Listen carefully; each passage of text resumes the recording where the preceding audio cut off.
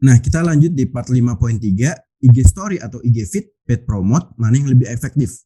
Nah, ini kita akan membahas tentang kira-kira baiknya milih yang mana ya Mas Darun ya, story atau feed ya. Sebagai contoh ya, memilih feed itu kira-kira teman-teman tuh disesuaikan dulu tujuannya. Kalau biasanya buat memilih feed ya, ketika kita endorse selebgram dan kita pilih feed, itu tujuannya untuk yang pertama kontennya lebih profesional, jadi lebih bagus gitu ya, dan kebanyakan sih memang berupa foto. Lalu yang kedua untuk branding dan awareness. Karena apa? Karena kan kita juga bisa tahu ya, kalau misalnya kita endorse ke feed salah satu selebgram gitu kan, itu kan lebih bagus dan juga secara branding itu lebih berkelas gitu kan. Misalnya contohnya ya, memang karena dari selebgramnya itu akan membuat kontennya itu seestetik mungkin. Oleh karena itu ya, untuk branding juga nih kalau misalnya kita memilih konten feed gitu ya untuk endorse. Nah, berikutnya adalah akan lebih lama dilihat oleh audiens, karena biasanya kalau misalnya kita endorse selebgram di feed gitu ya, itu bisa jadi kontraknya mungkin bisa 1 minggu ataupun 1 bulan ya buat stay, ataupun bahkan bisa jadi nggak akan dihapus ataupun di archive oleh selebgramnya.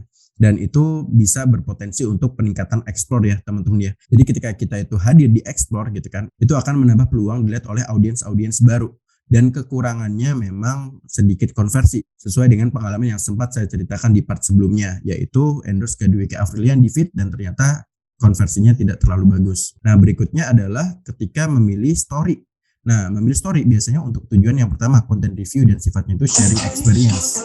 Jadi ini contohnya kalau misalnya dilihat ya, kontennya Red Survey-nya ini bisa dilihat cara dia endorse, dan ini juga ada review nih dari beberapa brand ya yang pernah endorse Red Survey-nya. Lalu juga kalau misalnya teman-teman juga fokusnya ke penjualan, itu disarankan banget untuk memilih story. Karena kalau misalnya story itu konversinya lebih tinggi. Karena apa? Karena konten yang bisa diberikan ke audiens adalah review. Jadi review dari selebgram ini akhirnya membuat audiens itu lebih tertarik dengan konten dan akhirnya bisa meningkatkan penjualan. Oleh karena itu, kalau bisa teman-teman pengen meningkatkan penjualan gitu ya, saya sarankan untuk endorse di story gitu. Dan biasanya memang story itu lebih murah. Karena apa? Karena memang story ini kan cuma bertahan 24 jam ya. Kekurangannya tuh demikian. Tetapi secara konversi, berdasarkan pengalaman saya, itu lebih bagus daripada di konten feed.